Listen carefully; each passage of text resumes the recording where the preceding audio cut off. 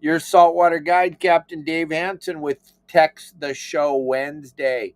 You can text your fishing questions to me right now at 949-374-0786. Those of you on Spotify and Apple and Megaphone, you guys can always send your questions in the day before the show. I get them. Just text me at 949-374-0786, and I'll try to do my very best to answer your questions to the best of my ability. And remember, the really cool thing about Text the Show Thursday is we always give away a t-shirt to one lucky texter at the end of the show, just like the shirt I'm wearing tonight. You got a chance to win a shirt just by texting the show. You can text me a question, and I'll be more than happy to answer it online while we're doing the show here tonight. I want to welcome everybody. Thank you for joining us. I know it's kind of different. We go at 12 o'clock every single day, and we've been doing it for a very, very long time. So when we change the time, it's kind of hard to get out in front of it, but I think we're going to be able to figure it out here. We're going to get going in just a couple seconds. So thank you. Hey, Justin, how are you, buddy? Everybody, thanks for joining us tonight. I think we're going to have perfect internet tonight. Mark's got the generator running. I hope it's not too loud in the background. I hope you don't hear it, but we're thinking that might have been the problem. There might have been an electrical problem here last night that had the internet jumping back and forth. So Mark, being the gearhead that he is, he thinks that he may have figured this out for us. So if there are any technical difficulties now, it's simply a satellite problem. It's no longer Mark's problem, right, Mark? That's right. Okay, he's taking full non-responsibility. All right. And then no, that's not what you get. You do not get a free pair of those. So, gang, we got Wayne from CCA joining the show on Friday. It's going to be the show of shows. It's going to be our very best show that we've done so far, because we're going to get a lot of our questions answered. You know me, I am a very controversial person, so you don't really have to worry about me asking the tough questions, and Wayne knows that. I'm going to ask the questions we're all dying to know the answers to. And also, Wayne's going to give us some phenomenal information that none of us even know about, all the different things that are coming down the line that are going to affect all of us fishing here in Southern California. And those of you on the East Coast, those of you in Texas, we have a lot of viewers in Florida, a lot of viewers in Texas. This will have an effect on you also, because you guys have all seen whatever California does, it seems like it bleeds across the country, no problem. It's crazy. Mark and I, we live down here in Mexico, and we have all the people that don't like what they've done to California moving down here now, trying to do the same thing they did in California down here. So I know you guys know what I'm talking about back east and in Florida. You guys are getting it in Texas. So pay attention to what Wayne and I have to talk about on the show. And, this weekend, gang, the game plan's going to be short and sweet. It's going to be stay home. It looks horrible. My son's in Lake Tahoe. That's where he lives. They got a bunch of snow all day yesterday and last night. And that storm is in Southern California right now. And if you look at any of the weather apps, we're in store for a whole bunch of wind again Friday, Saturday, and then Sunday it's going to be all torn up and ripped up, and it's not going to look very good. It's not going to look very good, gang. The outlook does not look good for Sunday, even though the wind's not going to be blowing quite as hard as it's going to blow Friday and Saturday. It's still not going to be that nice on the water.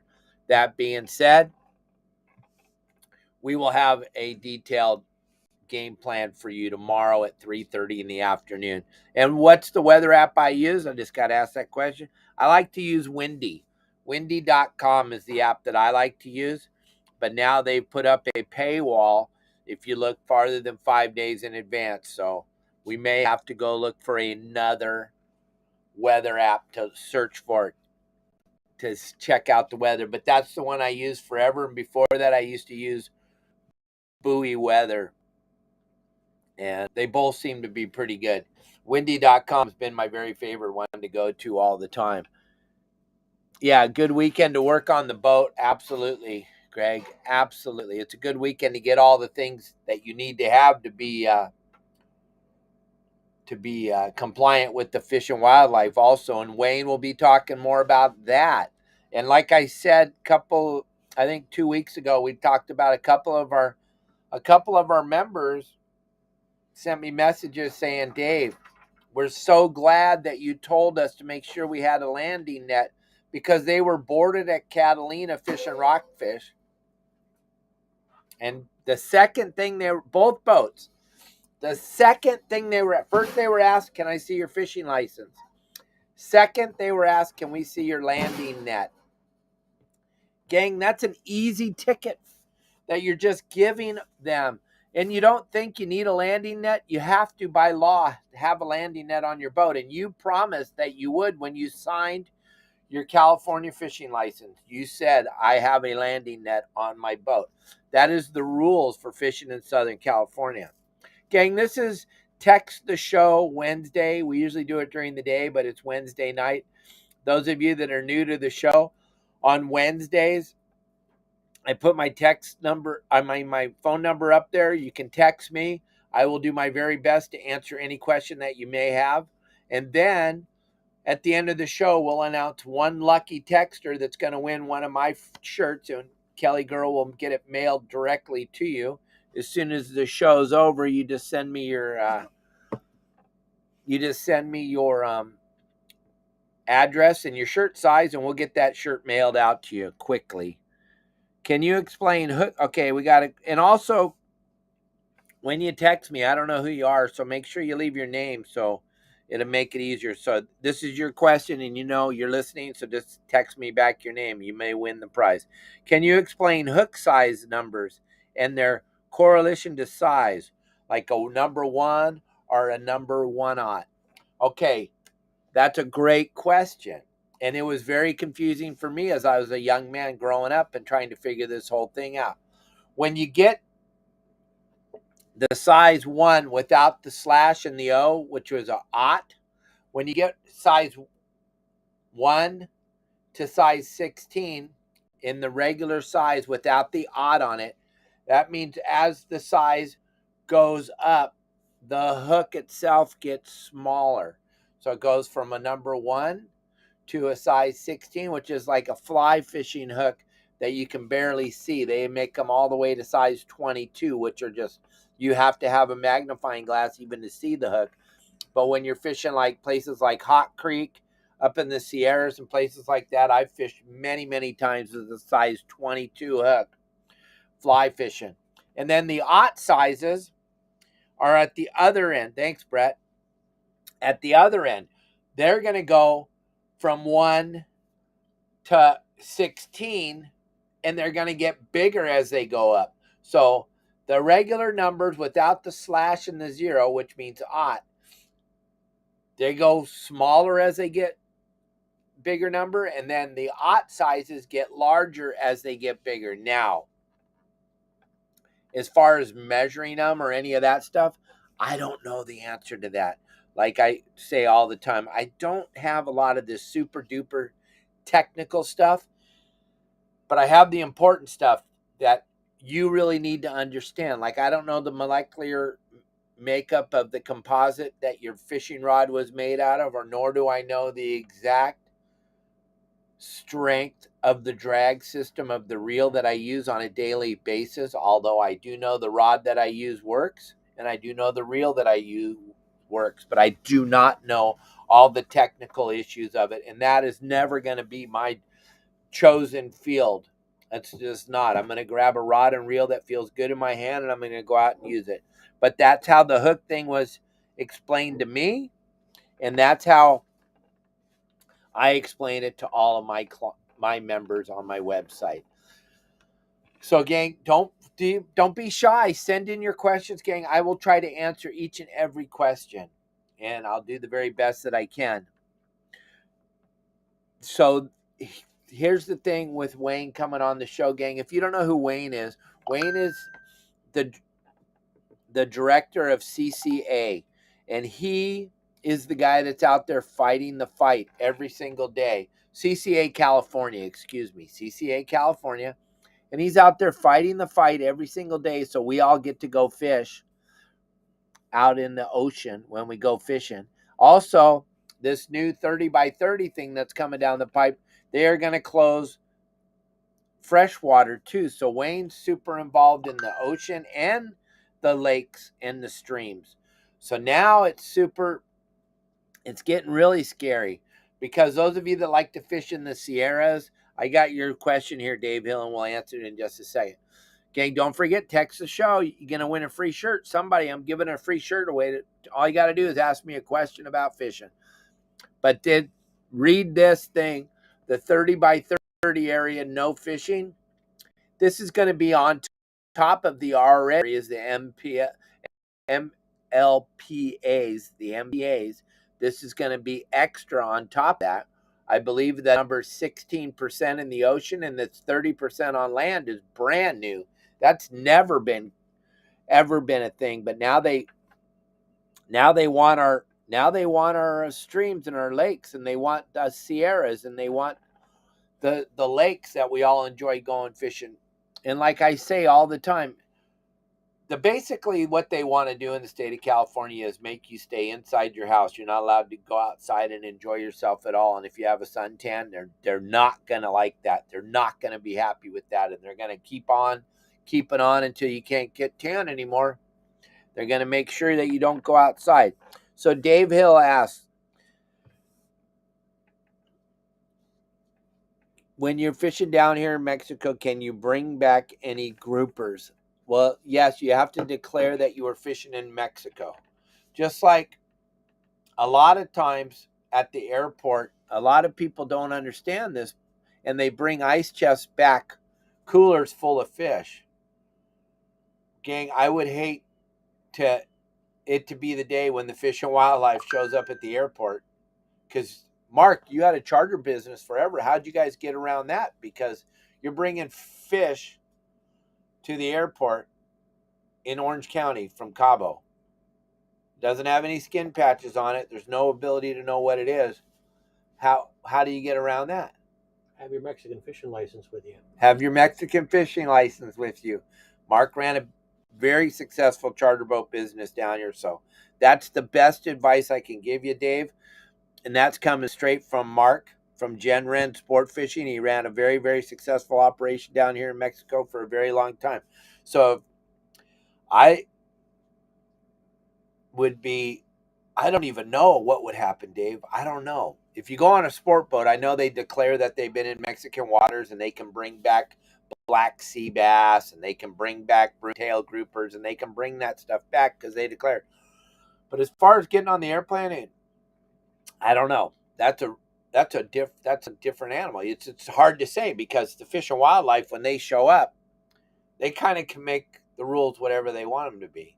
You're kind of like, okay, I wouldn't even know what to do because I've never been asked that question, and I don't think we've ever seen them at the Orange County Airport when your ice chest comes down that would be crazy though. They could though. I guess they could. Your Mexican fishing license has all the regulations on it. And so there you go. The Mexican fishing license has all the regulations on it. So that maybe would be the way around it, Dave Hill. Let's just both hope that never happens. Okay. Greg has a question. Do you know if the San Diego bait receivers have anchovies? That'll be I haven't made the phone calls yet. I put together the game plan tomorrow, and I'll try to get it out by 3:30, and I'll make all the phone calls. Really, to be perfectly honest with you, Greg, Mark and I have been out fishing for the last 2 days hard, from early in the morning until that's why we're doing the show at 6. So I haven't even talked to any of my contacts, and I don't really know. All I know is I looked at the windy.com before we went live here to see what it was going to be like this weekend, and it looks like it's not going to be a lot of fun. It's going to be okay on the beaches down in San Diego area, probably from LA to San Diego on the inside there. It looks like it's going to be 10, 12 knots of wind all day Saturday. And then on Sunday, it looks like that wind backs off. But let's hope that they have some anchovies down there in San Diego. It sure does make it funner. And I like it when it's funner. It would have been nice if it was funner today, huh, Mark? Sure would have. But we sure fished our butts off. But I think between the two of us, I think we had like 7 or 8 bites all day. And we fished hard all day. It was kind of tough down here.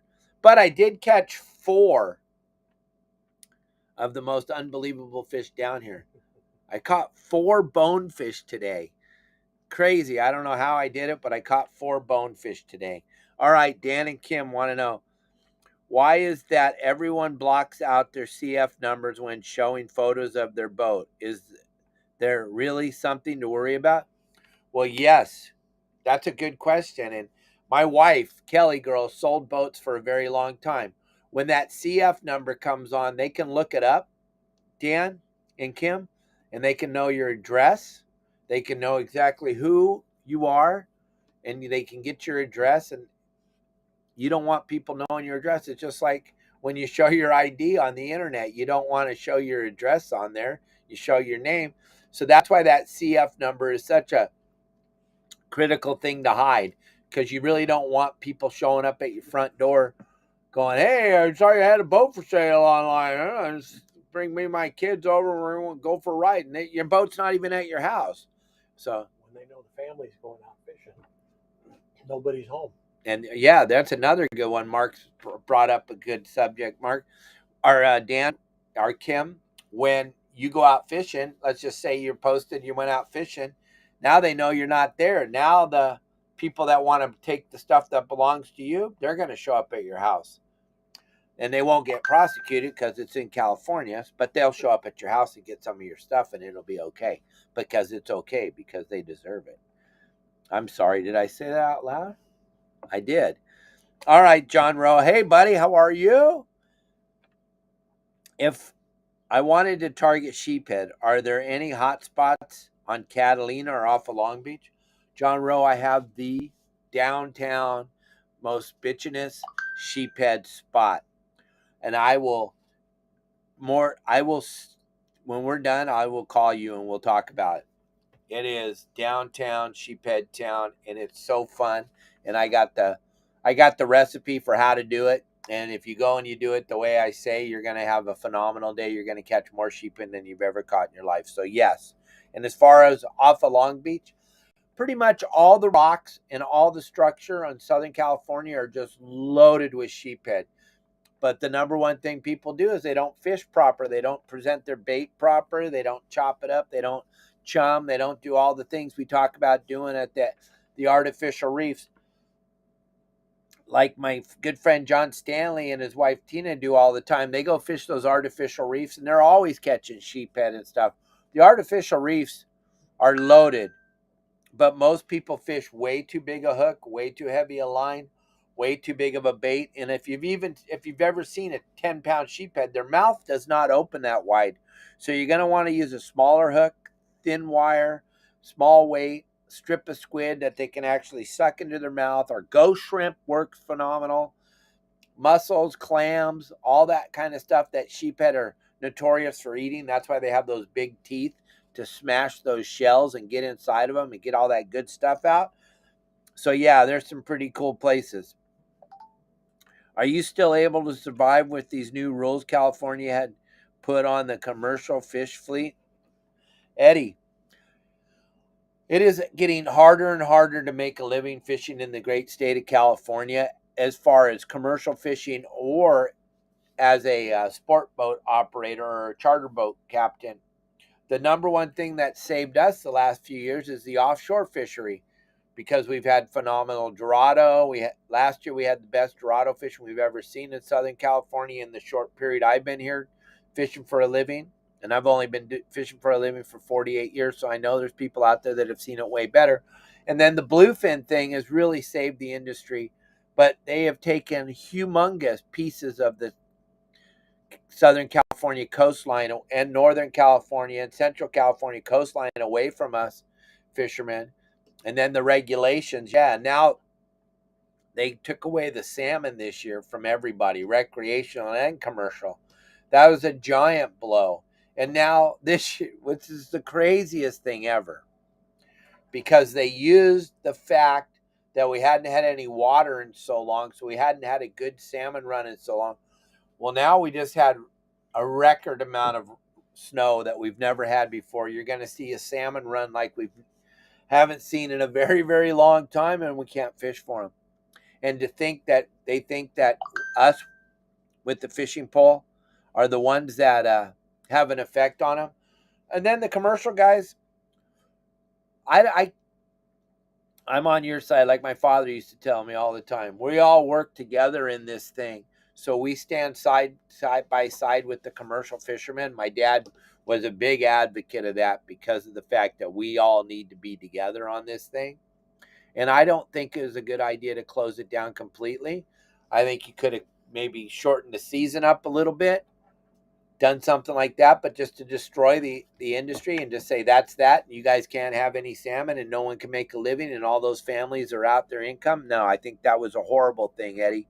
And I don't know how, with these new regulations that are coming down the pipe, that's why it's going to be so important to listen to what Wayne has to say about this 30 by 30 thing that they are shoveling down our throat right now. This is a big, big obstacle again for the state of California, just as far as fishing commercial or fishing recreational. It's going to be devastating, and we need to stay on top of that, and hopefully we can at least have a voice at the table is what CCA is allowing us to do. So if you're not a member of CCA, gang, it's crucial to make sure that you become a member, or really you have nothing to complain about. If you're not going to try to help, the only thing that keeps CCA going and the only way that we can keep Wayne at that table fighting so that we can have a seat at the table is it's going to take a little bit of everybody's money, and we all pitch in a little bit. That'll keep Wayne and his staff and everybody working. They're not getting paid an exorbitant amount of money, but yeah, they still got to eat while they're out there fighting that fight. So yeah, we got to do something, because all they want to do is close fishing. Outside special interests are the thing. The people that don't even live in our great state, don't have anything to do with our great state, are once again pushing their agenda on the state of California. And this one thing, Eddie, that you're not even going to believe is this windmills that they're going to build off of Morro Bay and off of Central and Northern California. These windmills are absolutely going to devastate fishing, and they're going to kill a phenomenal amount of marine mammals, and they're going to kill a epic amount of seabirds. Can you imagine? Let's just say a flock of cormorants. Let's just say a couple hundred cormorants are flying from San Diego to go up to San Francisco for the day to have lunch. And they're flying along and they come across these windmills that are 23 miles off the beach in Morro Bay. They've never seen a windmill on the ocean. And what those windmills do is they actually pull the air. So that wind's blowing, and all of a sudden they go by the windmill, and that wind all of a sudden went really fast, and they couldn't keep up with it. And every one of those birds got sucked through those windmills. Now what? All those birds are dead. But we're creating green energy. That's pretty amazing, right?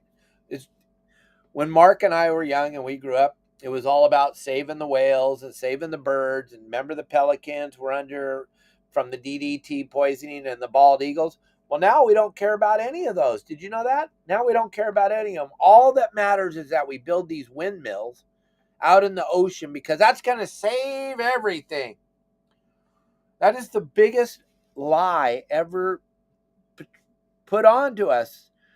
It's just absolutely amazing that this just keeps going on and on and on. And that's why it's so important to have someone like CCA at the table, so we get the facts and we get the knowledge is key here, gang.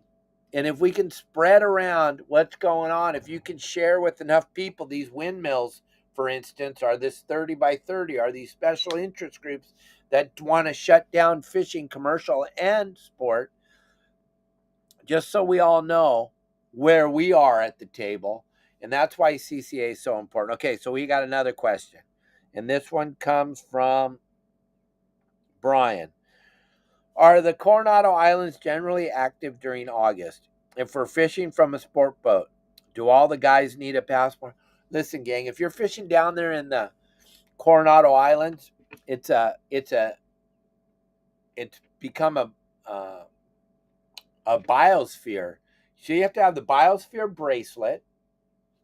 You have to have the Mexican fishing license. You have to have the Mexican tourist card, and you have to have your passport. Those are the four things you must have if you're fishing there. Now, if you go on a sport boat, you go down to San Diego, those things are included in the price if they're going to fish the Coronados. But here's the thing that my friend that owns the San Diego, Ryan Boston, said more than 50% of the population of the United States doesn't have a passport. It's 2023, gang. How do you not have a passport? That is ridiculous. If you don't have a passport and you're watching this show, are you out of your ever-loving mind? Go get a passport. You guys are missing out. Come to Mexico. It's safe down here. We actually prosecute people. There's no crime, right? No. We don't have any crime. Our fishing rods are sitting outside the motorhome. Mark's keys are in his car. If you happen to go down to his house, his keys are in his car.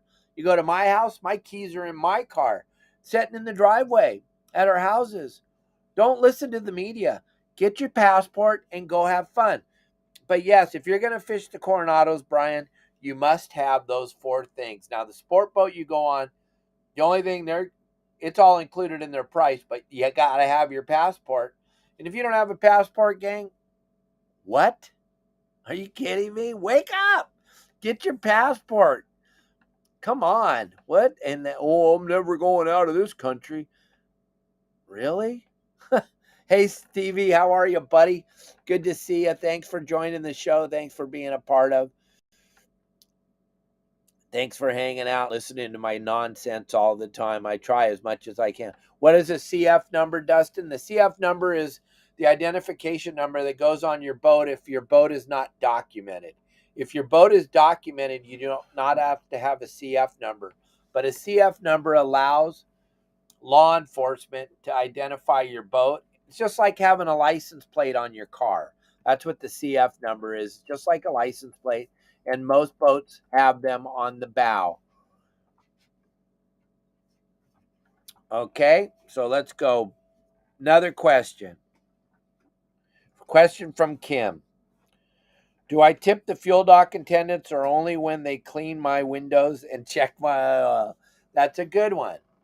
I personally, we're on a big yacht. Yeah, we give them a tip because they're taking care of us. They're making sure we got plenty of absorbents. They're making sure they're watching, they're filling up the boat, making sure we're not causing a spill. They're doing all the different things that are required. So yeah, I kind of give them a little tip. I do, especially down here in Mexico. And when I was up in Southern California, we'd give them a little tip, or we'd take the guys fishing once in a while. We do cool stuff, give them fish, do all kinds of cool things for them. But yeah, it doesn't hurt to give them a couple bucks. Most people, no, they don't. And they don't even know, and they don't think it's a thing, and that's okay. You're just asking me what I do, and yeah, I try to keep it real, try to keep it cool, and I made my living off of tips my whole life. So yeah, I believe to get what comes around goes around, and I think it's important to just let them know. Now, if the guy at the fuel dock's a complete booger eater and he treats you like trash, I'm not giving him a penny, and you're not required to tip them. You're not required to tip the bait barge attendant, but boy, does it help. Okay. Angel's here, and he wants to know what's my opinion on either using straight braid to fluoro versus braid with the top shot of mono. Is one better? Okay, that's a great question, Angel, and I know you're a member of the website, and I thank you very, very much because you're allowing me to open that up. My website, gang, I have all kinds of videos on what I do and how I do it, and I fish straight braid As a matter of fact, I just took my reels off my rods because I'm done. We're going to drive home in the morning. This is my reel, filled to the top with braided line. This is my leader I was using today. That's how long it is. That's my piece of fluorocarbon. That's how long it is. This is the reel I was fishing with for the last 2 days. This is a piece of 50-pound fluorocarbon. That's how long it is. What is that? The length of my arm? I don't know. 18 inches of fluorocarbon straight to 65-pound braid. That's how I rig up all mine, because my rods that I fish with are 9 feet long. And I'm going to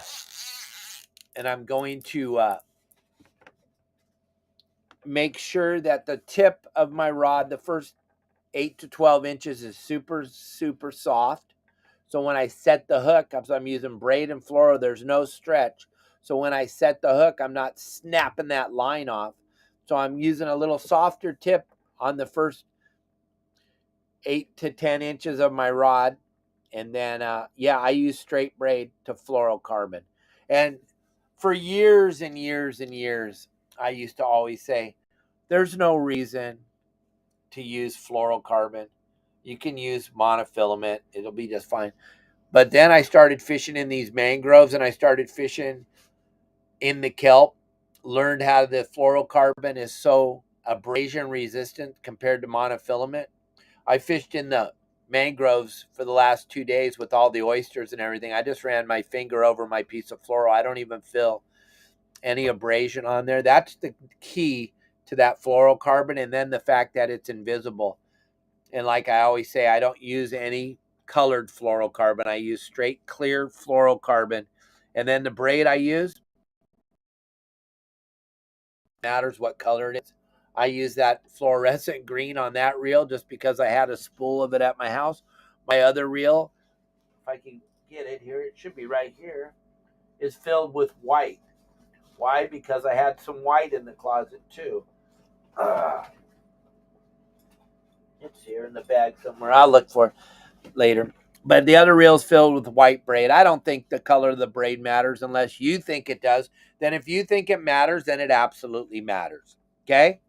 But other than that, it doesn't. And I don't put that monofilament on there unless we're trolling.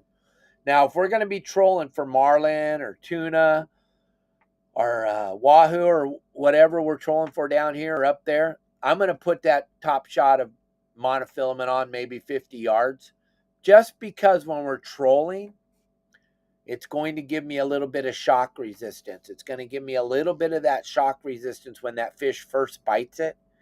But when we're flying the kite, I'm using straight 200-pound braid connected to 400-pound fluorocarbon with my flying fish on the 400-pound, because the line doesn't touch the water, and you don't need that shock resistance, because when it snaps that line out of the kite clip, you have a big, long piece of line flying into the water that takes away that shock resistance. And when it gets to the tip of the rod, it's game on. Yes, you can call me after the show, whoever you are. It just says Facebook user. But yeah, I got no problem with that. Call me anytime. I like, you can ask all my members. I answer the phone for every one of my 4,000 members. I have no problem talking to you. I love fishing. I love talking about tip fishing. Should I be tipping Nacho?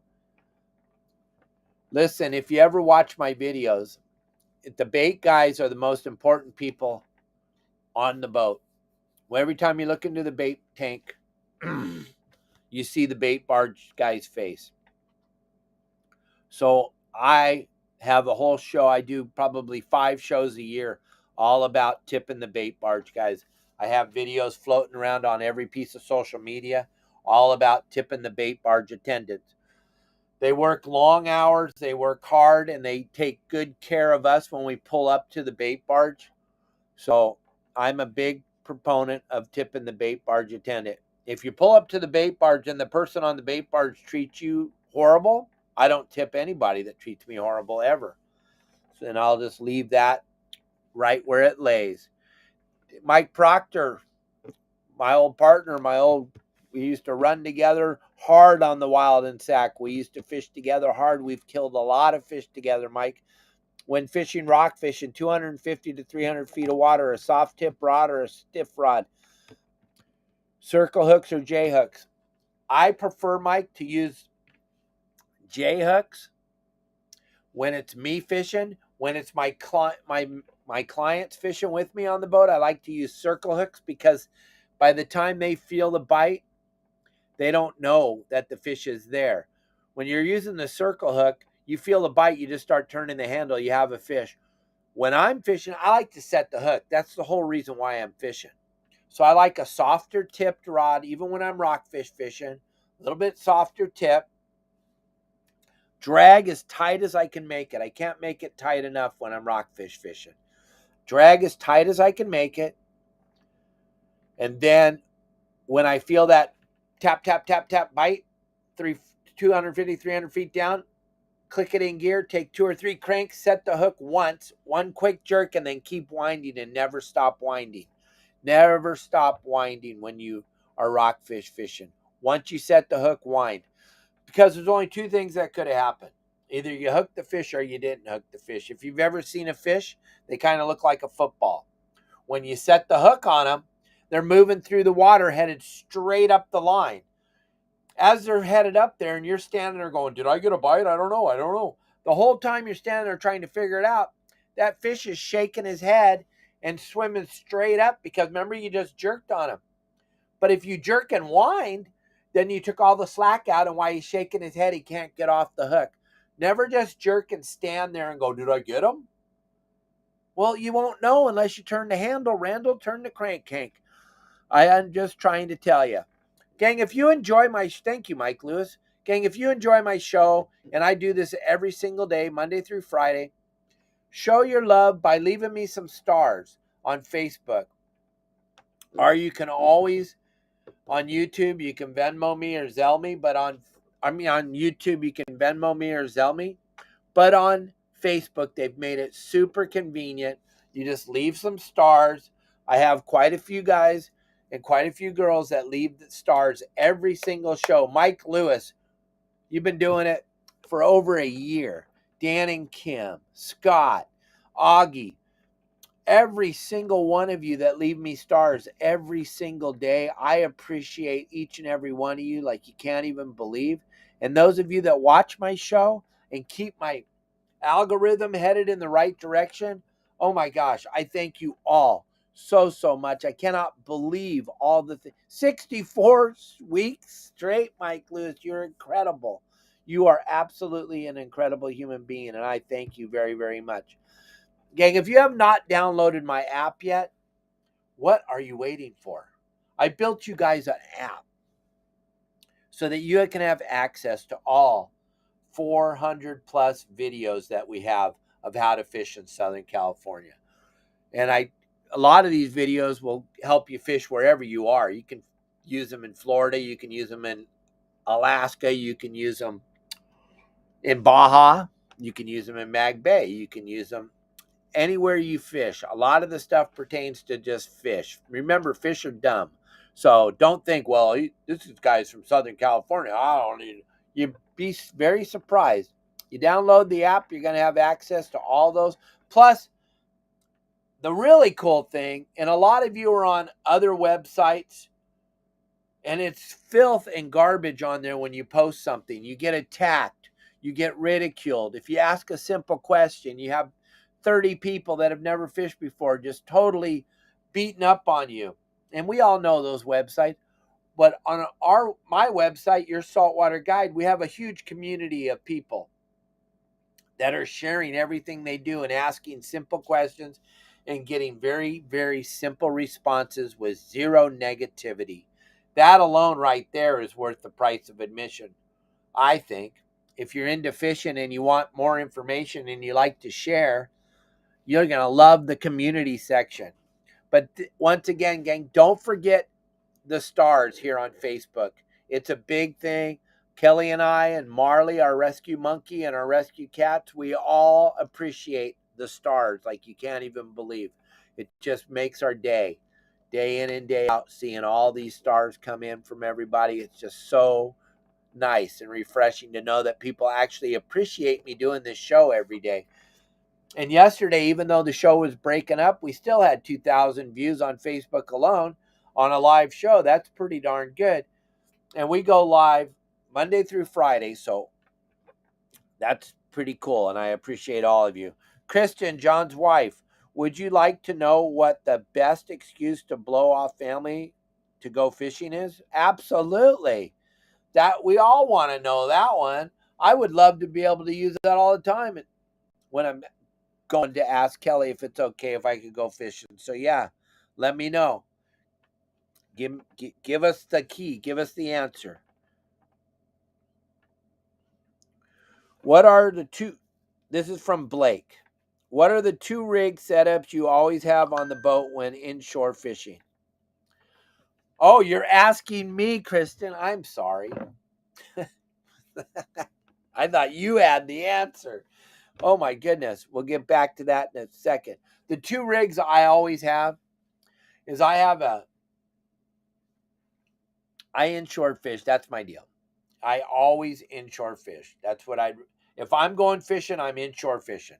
And I have two 9-foot rods. I have one with 65-pound braid, and I have one with 40-pound braid. And then I change my top shots. On the 65, I put like 80 or 50 on there.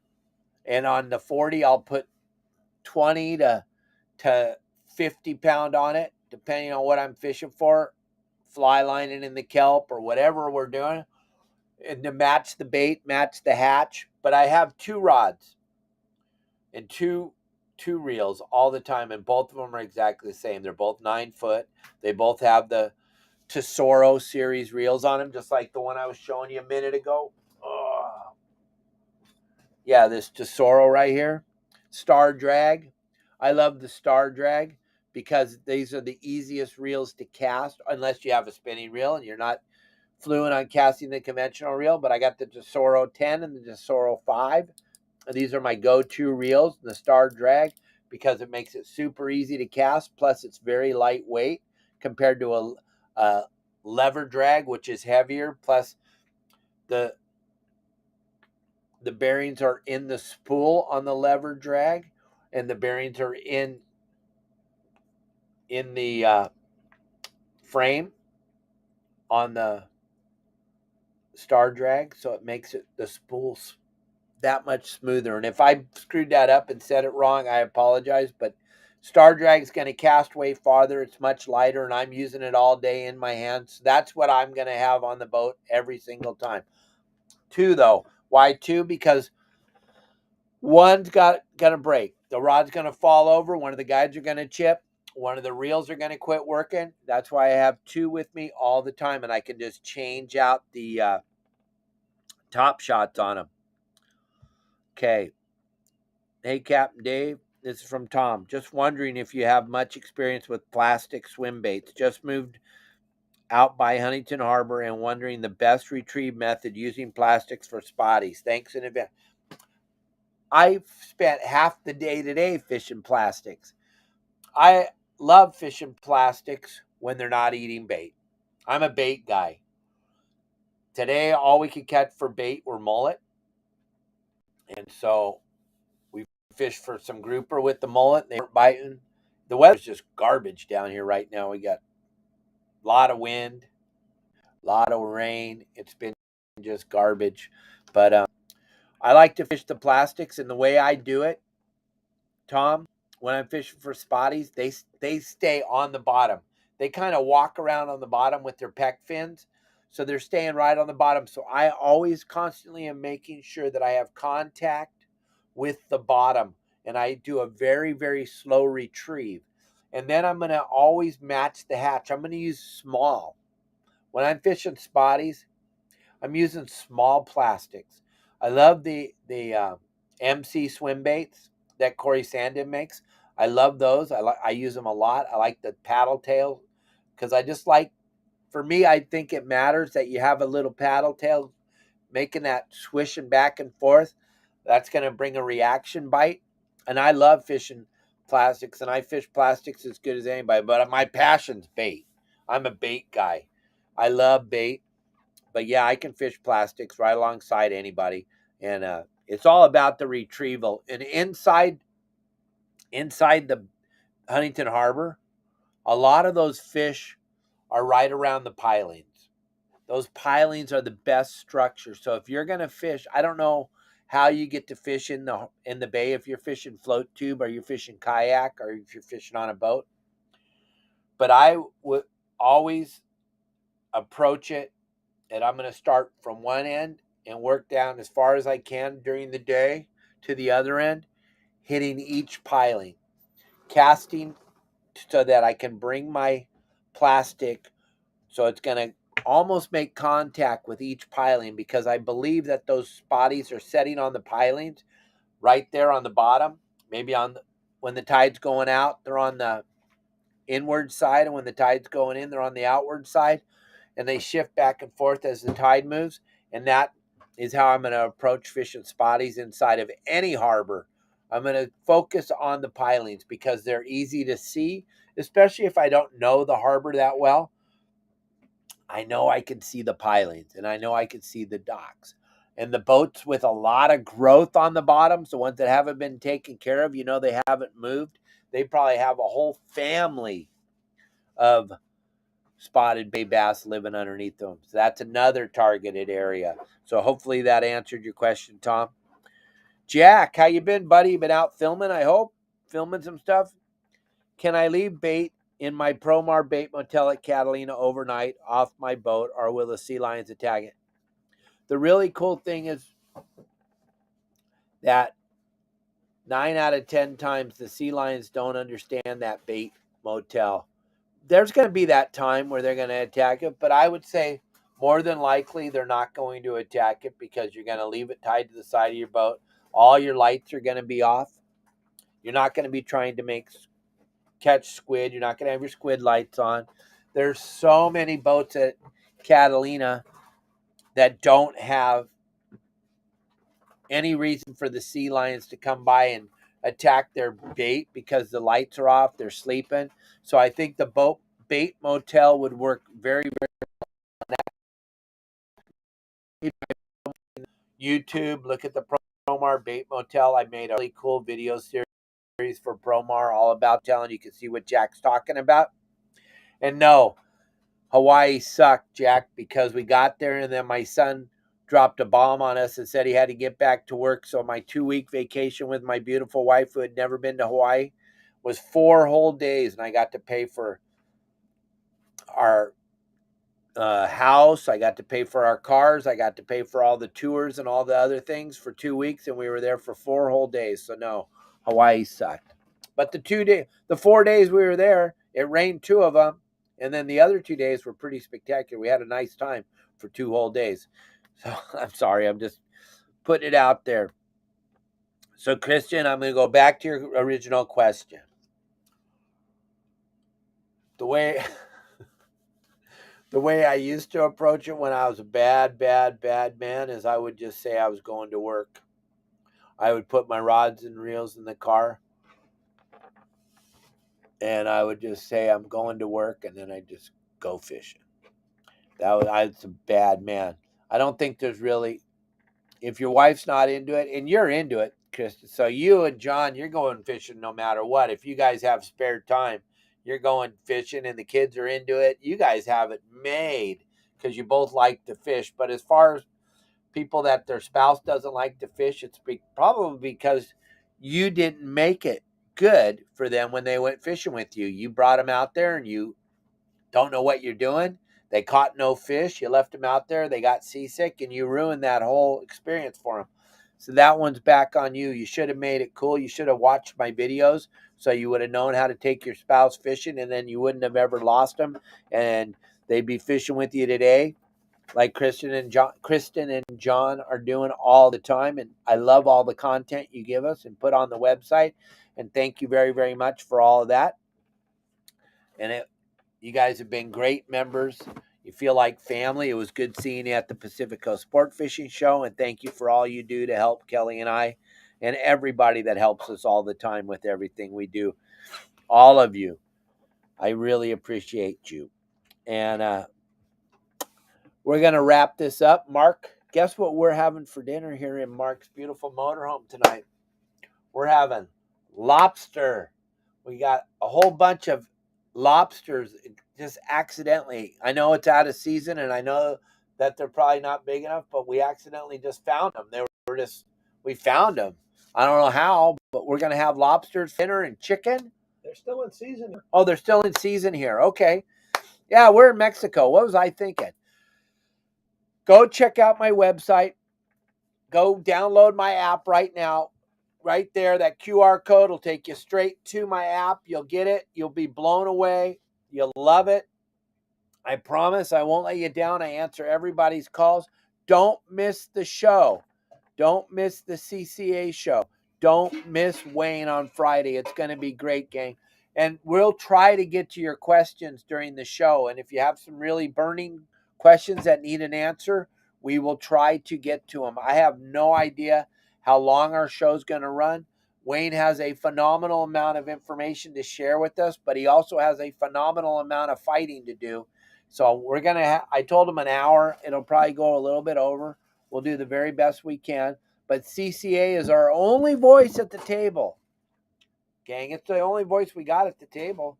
You got to have a voice at the table. We need knowledge. Knowledge is king. So make sure you take care of that and be at that show. And everybody that sent in text messages, everybody, thank you very, very much. I really appreciated it. It helped the show flow along real well. And I can't be happier. And Mike Lewis, I'm giving you another shirt. Okay? Today. That was a great question. Making sure that everybody sends in the stars. I'm sorry. Those of you that thought you were going to win. Mike Lewis, you win another shirt. Thank you very, very much, Kelly girl. Artie, I think, has your address, but just make sure you send it to me one more time. We'll get that shirt out to you. Gang, thanks for watching the show. I'm going to go eat some of these phenomenal lobsters. Oh, thank you very much, and I'll see you all tomorrow. We'll be doing the show on the road. We're going to stop on the side of the road in the middle of Baja, somewhere between Lopez Mateos and Cabo San Lucas, and do the show at 12 o'clock Pacific Standard Time tomorrow. Kelly Girl will not be on the show because she's not here in the motorhome with Mark and I. So it'll just be Mark and I, and then it'll just kind of be boring, but we'll try to make it fun, and it'll be text the show.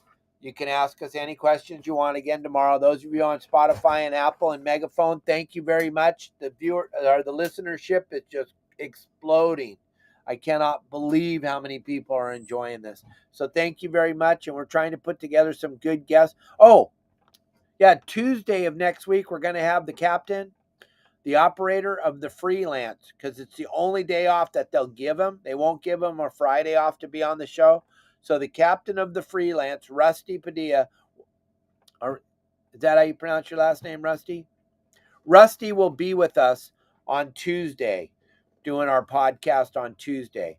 And he's got a new boat, new charter boat. Him and Mike from the Western Pride and Mitch bought a charter boat and they're running it out of Newport or Davies Locker. So we're going to talk to them about that. And we're going to talk to Rusty about all the cool things he's doing on the freelance. So that should be a phenomenal show for any of you that like to fish on sport boats or that you want to know the inside information on sport boats. We have a sport boat captain joining us on Tuesday. Rusty will be on the show Tuesday. Him and I will be talking. And if you got any good questions for that, but please don't miss the show on Friday with Wayne. It's going to be awesome.